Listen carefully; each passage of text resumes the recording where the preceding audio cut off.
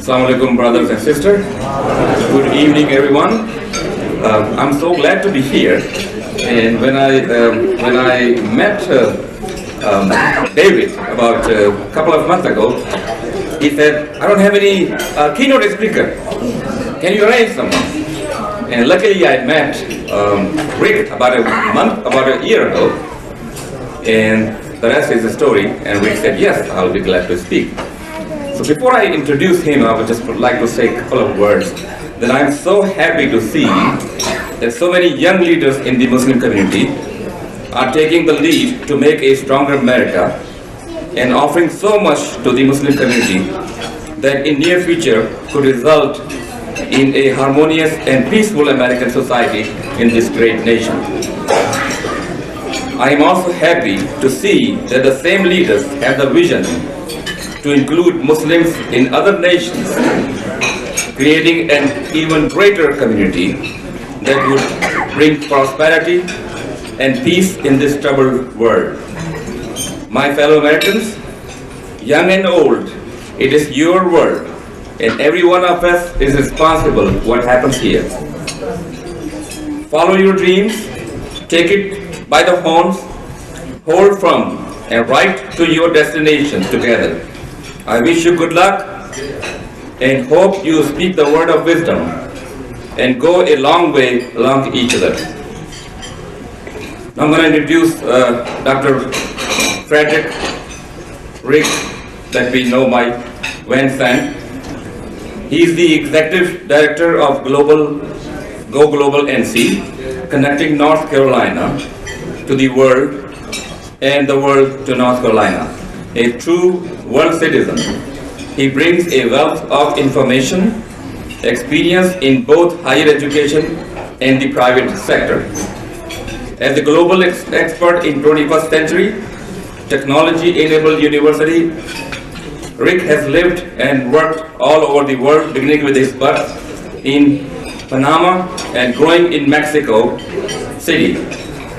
Before joining Go Global NC in 2014, Rick was based in Abu Dhabi and Dubai as a senior education strategist for the global education technology company called Blackboard. In that capacity, he traveled and worked with universities, governments, and industries in more than 15 countries. He has spent more than 30 years in higher education, serving on university faculties and administration in both the United States and United Arab Emirates. Rick also served as the head of USAID's largest ever educational reconstruction project in post-war El Salvador. Rick earned his undergraduate degree in psychology from UNC Chapel Hill, a master's degree in education from the University of South Florida, and a doctorate in educational leadership from Purdue University. So I introduce you to Rick. Thank you very much. So let me first say, salam alaikum. I am delighted to be here. I am honored to be here. I can't tell you that this is a very special evening to be able to come and join your company. As mentioned, I've spent about 8 of the last years in Abu Dhabi and Dubai, which meant I got the extraordinary pleasure of spending a considerable amount of time in a Muslim country. And I have to say, people have often asked me about the experience there and about coming back and what do I miss. And I will tell you point blank that the thing I've learned I miss the most about being back in the United States after living over there that long is I miss the call to prayer. Now, I am not Muslim. I am more of a new thought in my spiritual journey. But the fact that there was a moment to pause 5 times a day in whatever faith, whatever spirit, whatever communication became a very special thing to me living over there, to take that pause. And living in a country like the United Arab Emirates, you are never, ever out of earshot of call to prayer. I don't care where you are, you will hear call to prayer. And so from early morning, of course, till the nighttime hours, it became a very special part. And I didn't understand moving back here how accustomed I had become to that moment of pause in my life to stop and think about my relationship to God, my relationship to family, friends, others. So it's very comforting in a way to be back among my brothers and sisters in a way that I can't imagine I would have thought of you all as, in many ways, my brothers and sisters. But I want to talk for a moment about business in the Islamic world before I talk about business kind of in North Carolina and the United States. I will tell you, I am a long way from truly understanding the nature of Muslim or Islamic business in the United States. I understand it much better outside of the United States. So I am here with you all, the experts, and I'll be the amateur on the stage for the moment. But I do know that from a framework internationally, that one of the things that is sometimes most difficult for the typical Westerner to understand, which will be second nature to you all, is this notion that religion and Islamic law are intertwined and permeate all levels of society, including commerce, that it is indeed the divine law.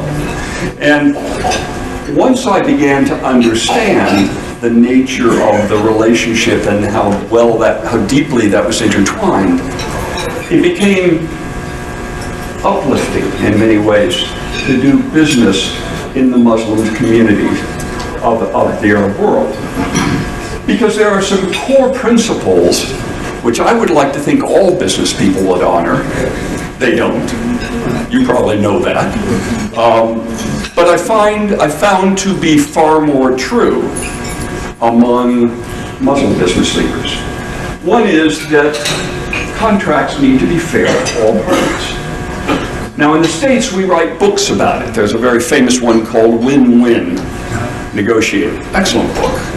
But it takes a scholar and a business leader to actually write about what is already embedded, and I believe second nature to all of you all, in the faith roots of your business engagement. Contracts by divine law need to be fair to all parties. Doing business in an environment like that for a non-Muslim Westerner, talk about taking a weight off your shoulders when you understand that you don't have to protect yourself. You don't have to try to get over on the other person. You don't have to try to beat them to win. What a very, very different way to conduct your affairs, right? That speculation is fundamentally prohibited. Now, that requires a much deeper dive, I think, to truly understand the difference between speculation, calculated risk, understanding the nature of investment. But the idea of this gambling speculation is also anathema to the Muslim religion, right?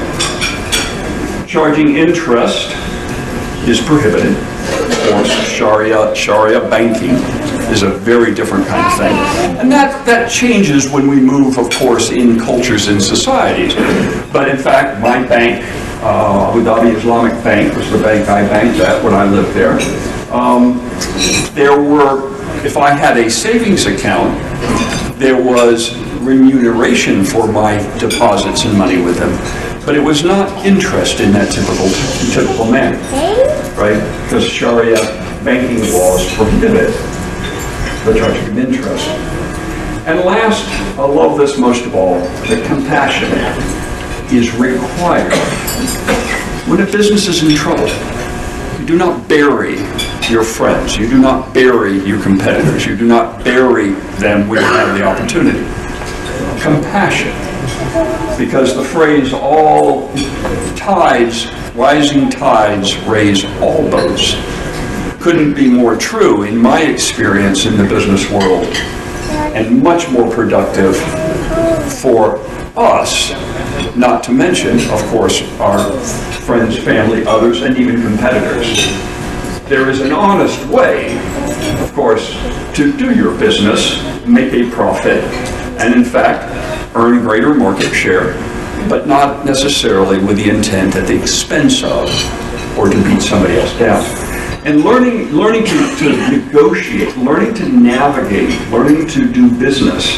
I represented a billion-dollar company, Blackboard, which is the world's largest driver of online learning software. It holds about 70% of the global market. If you take an online course at a university, you've got about a 70% chance you'll be using software from Blackboard.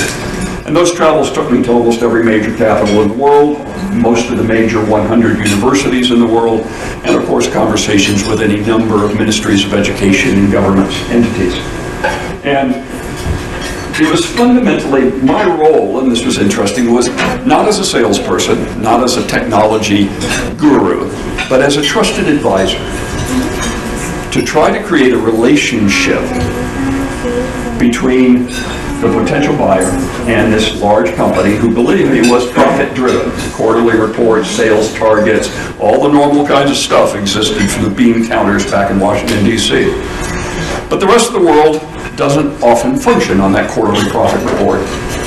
And so that role as trusted advisor, in many ways, I learned to be good at it because I learned to function according to these principles, which I find still to this day something that guides my work. Merging antiquity and modernity, and you may not be able to see this. This is on the left would be a photograph of a hallway of the Sheikh Zayed Mosque in Abu Dhabi, one of the world's largest and most beautiful mosques, without a doubt.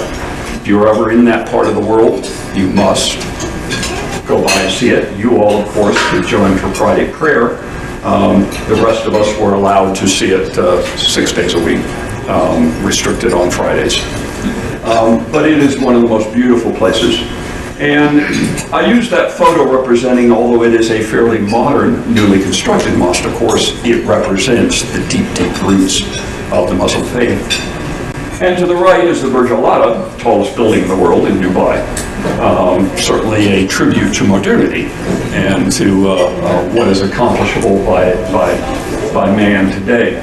Nevertheless, I had the time to pause and think a little bit about the nature of merging the historical roots of an ancient religion that is not just a cloak you put on and off like many faiths do on a given Sunday, but one that guides the way you live at all times. Mixed with a modern Western society, you will not find any Sharia banks, or maybe not any, but you certainly won't find many Sharia banks in the United States, for example. And so how do you deal with an integration of a very old tradition faith in a Western world of modernity and quarterly reports and such? One of the things that I started thinking about was, what is the status of Muslims in this country? And what's your future and your growth from a religious standpoint, not an ethnic standpoint? And currently, the Muslims in this country represent about 1% of the population of this nation. We're about 3.3 million as of last reasonably accurate census count. And it is, interestingly enough, one of the most racially diverse religious groups in the United States. And I found that kind of surprising because in my naivety, I know about the Middle Eastern populations, Middle Eastern Arab. I lived in Grand Rapids, Michigan, and of course over in Detroit, you've got one of the largest Middle Eastern Muslim populations in the nation. And then I know about the black or African American Muslim population. And that was it. I mean, to be honest, that's kind of all I knew about in terms of Muslims in the United States. And to see the statement, I thought was really very incredible and informative, certainly for me, to think about how racially, ethnically diverse this religion is. And so how to connect again through all of those threads of your faith into business and what that population then looks like, and think about who you do business with. Because I know that often as small businesses grow, we tend to do business within our tribe. whatever that term tribe may mean to you. But we are tribal people. We belong, we identify or self-identify to certain groups. One might say that this conference, at least for a brief period of time, is your tribe. And so, what does this look like? Well, I thought it was rather interesting as we take a look. If you come down this, of course, green means very small amounts of population, red, larger Muslim populations, and of course the gray means there is no discernible Muslim population at all across vast stretches of the United States. And we can begin to see where the concentrations are. And in fact, that begins to match. I've met about a dozen people at this conference so far, and when I ask where you're from, interestingly enough, it aligns pretty well with this graphic. I've met people from Florida, I've met people from the Northeast sections, met people from Texas, and so again, you've got a pretty good distribution. But this map says if you stay within your tribe to do business, you're dealing with a pretty small population with whom to do business. Our Secretary of Commerce here in North Carolina, I love the line, if you do business in the States, you're doing business with about 5% of the customers in the world. You need to get outside the boundaries of the United States to do business with the other 95%. Now, if you're making cupcakes like our dear co-host here, that might be a little hard to export. I don't think the shelf life of those cupcakes is probably going to sustain unless she makes them like Twinkies, which I guess will last about 200 years. Barring the fact that she doesn't probably make her cupcakes with that level of preservatives in them, she's probably not in the export market in that current thing, although there are plenty of opportunities to open cupcake places. I will tell you, Dubai and Abu Dhabi love their cupcakes, so they're waiting for your expansion. How are you doing financially? What does the tribe, the group, look like? Well, your statistics, by the way, are excellent. If we look over on the right, 27% of you own your own businesses. Well, there's some degree that's a tenet within your faith, right? One looks to take care of themselves through entrepreneurship, through creative leadership, through building a business, through taking responsibility for your life. 23% of job creators employing more than 5 people full-time. And remember, you're 1% of the population of this country, but you're 10% of America's medical doctors. That's a pretty impressive parental lineage to grow up and produce that many of your offspring who become doctors.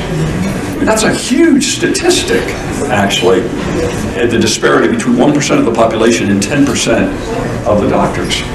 That's really quite incredible. 50% of American Muslims were not born here, a majority, of course, from the older generation. And this will get into one of the subtleties of what you face with business in the future. And I think even just hearing some snippets of conversation, the challenge of course, how do you involve and create your community with your youth? Because present-day U.S. immigration from Muslim countries was a trickle before our newest president, and it's almost stopped completely under some of the current legislation.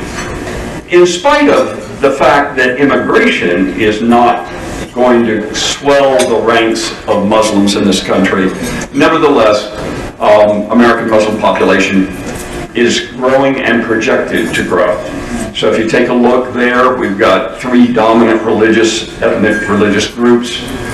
Your Jewish population is declining, your Hindu population continues to grow, and of course, your Muslim population growing from that less than 1% to a projected over 2% in about 2050. And that will all come not through immigration, that will come through your families. That will come through natural growth here. That means that your internal marketplace is projected to grow. That's good. So if your Muslim business does business with other Muslims primarily, you've got a growing target base. But clearly, your growth of business is going to be pretty small if you're looking at a essentially 1% demographic opportunity to grow your business, that's a pretty slow growth rate, right? And so I'm kind of thinking that at a business conference, part of what you're interested in is, of course, growing your business. How do you do that? There are available to each of you and all of you in whatever state you come from more resources than you can imagine, most of which are free, to help you engage in international business and trade should you wish to. The U.S. Commercial Services, which is a branch of the federal Department of Commerce, has branches in every single state, most of the larger cities.